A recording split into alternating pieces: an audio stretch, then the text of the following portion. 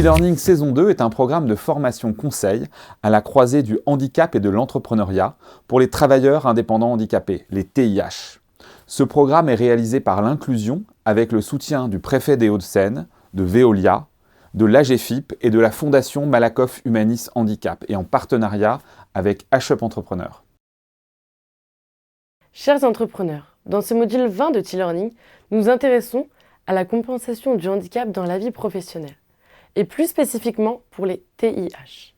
À l'issue de ce module, vous aurez des points de repère sur les questions suivantes. Qu'est-ce que la compensation du handicap ? Quels sont les dispositifs qui existent ? Et comment en bénéficier ? Nous allons structurer ce module en 3 parties. Premièrement, les enjeux de la compensation du handicap. Deuxièmement, les dispositifs de compensation dans la vie professionnelle. Enfin, nous présenterons la mise en œuvre. Première partie, les enjeux de la compensation du handicap. La compensation du handicap, qu'est-ce que c'est ? Elle existe depuis la loi de 2005 qui vise à favoriser l'accès à l'autonomie des personnes en situation de handicap. Cette loi pose le principe du droit à la compensation et permet à chaque personne de faire face aux conséquences de son handicap dans son quotidien, en prenant en compte ses besoins, ses attentes et ses choix de vie. La compensation du handicap est donc une aide personnalisée et adaptée à vos besoins, avec plusieurs catégories, notamment l'aide technique, l'aide humaine et l'aide au déplacement. Certains dispositifs concernent plus particulièrement la vie quotidienne, comme la prestation de compensation du handicap, PCH, l'allocation adulte handicapé, AAH, ou la carte mobilité inclusion pour les transports. Pour solliciter ces aides, votre interlocuteur est la Maison départementale des personnes handicapées, MDPH. Les dispositifs qui concernent la vie professionnelle sont délivrés par l'AGFIP et sont directement attribués à votre entreprise. Quels sont les enjeux dans la vie professionnelle ? Il s'agit de faciliter l'accès ou le maintien dans l'emploi de la personne en situation de handicap et de favoriser son autonomie professionnelle. Ainsi, vous pouvez bénéficier d'aides techniques et financières pour compenser votre limitation de capacité à réaliser certaines tâches dans votre travail. Deuxième partie, les dispositifs de compensation dans la vie professionnelle. Quelques points généraux. Concrètement, les dispositifs consistent en général à financer les moyens de compenser le handicap. Il existe plusieurs dispositifs qui peuvent être cumulables. Financés par l'AGFIP, ces aides sont souvent appelées aides AGFIP. Il existe 3 types d'aides à la compensation du handicap. L'aide technique qui permet de financer les moyens techniques nécessaires à votre autonomie professionnelle.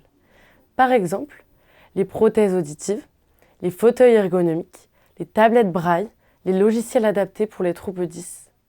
A priori, le montant de cette aide est de 5 000 € maximum, renouvelable tous les 5 ans ou lorsque l'aide n'est plus utilisable. Il y a aussi l'aide humaine qui permet de financer l'intervention d'une personne tierce afin de compenser la difficulté ou l'impossibilité de réaliser un certain nombre de tâches. Par exemple, un interprète en langue des signes française pour les personnes malentendantes, un chargé de communication pour gérer les réseaux sociaux de l'entreprise d'une personne déficiente visuelle, ou encore une aide administrative pour une personne autiste. Le montant de cette aide est de 4 000 € maximum et peut être renouvelé chaque année. Pour en bénéficier, identifiez toutes les tâches et situations où votre productivité est ralentie par votre handicap. Cela vous donnera des arguments tangibles pour obtenir une aide humaine. Vous pouvez également bénéficier de l'aide au déplacement qui compense les surcoûts liés à votre handicap dans vos déplacements pour vos trajets domicile-lieu de travail. Par exemple, des équipements à installer pour adapter votre véhicule ou celui d'un tiers accompagnant, l'utilisation de taxis ou de transports adaptés. Le montant de cette aide est de 11 400 € maximum et peut être renouvelable chaque année.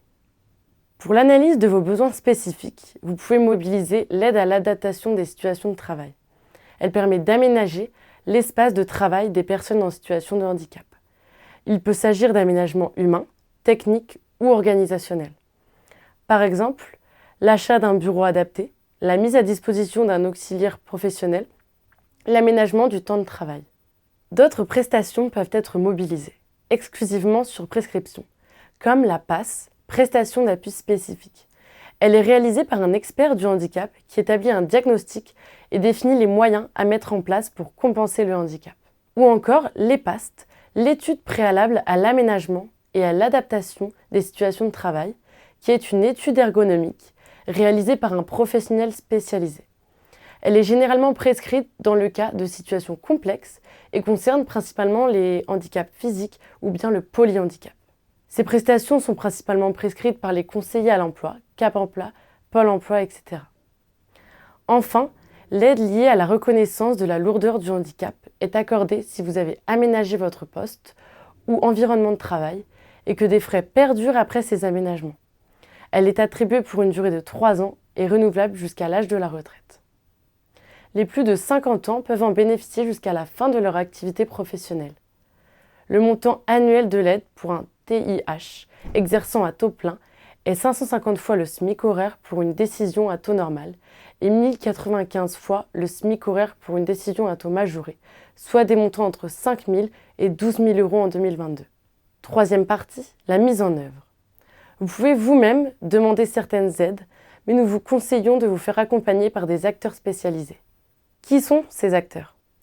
Les prescripteurs des aides citées dans ce module sont les services publics de l'emploi.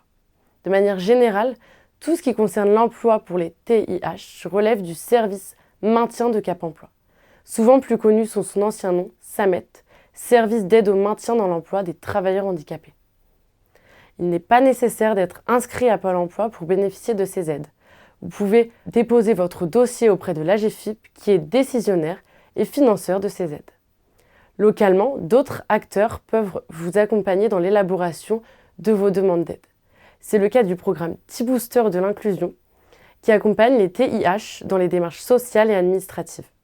Quelles sont les étapes pour bénéficier d'aide ? Vous pouvez lister vos besoins et les situations de votre vie professionnelle où vous éprouvez des difficultés. Il est également essentiel d'avoir une vue d'ensemble des aides existantes afin d'identifier celles qui sont adaptées à votre situation. Pour vous y retrouver, nous vous recommandons de vous faire accompagner. Lors de la constitution du dossier, des pièces justificatives vous seront demandées, telles que la copie de votre reconnaissance du handicap, un justificatif de votre situation professionnelle, les devis de vos prestataires, etc. Vous déposez ensuite votre dossier auprès de l'AGEFIP. En cas de refus ou de désaccord avec l'avis reçu, vous pouvez faire un recours auprès de l'AGEFIP en rédigeant un courrier avec tous les éléments relatifs à votre contestation. Privilégiez le dépôt en ligne directement via le site de l'AGEFIP ou envoyez votre courrier à la délégation régionale de l'AGEFIP de votre département.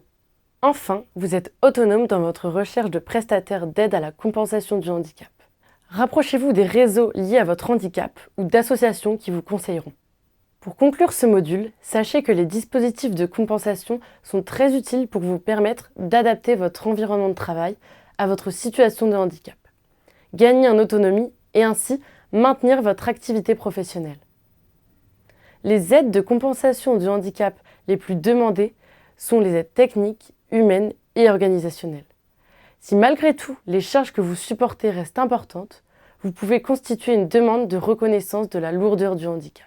Si vous vous sentez démuni face à ces démarches, faites-vous accompagner, vous économiserez du temps et gagnerez en sérénité. Merci d'avoir suivi ce module. Pour aller plus loin, rendez-vous sur tlearning.fr, www.tih-learning.fr et restez informés sur l'actualité des TIH en nous suivant sur les réseaux sociaux de l'inclusion.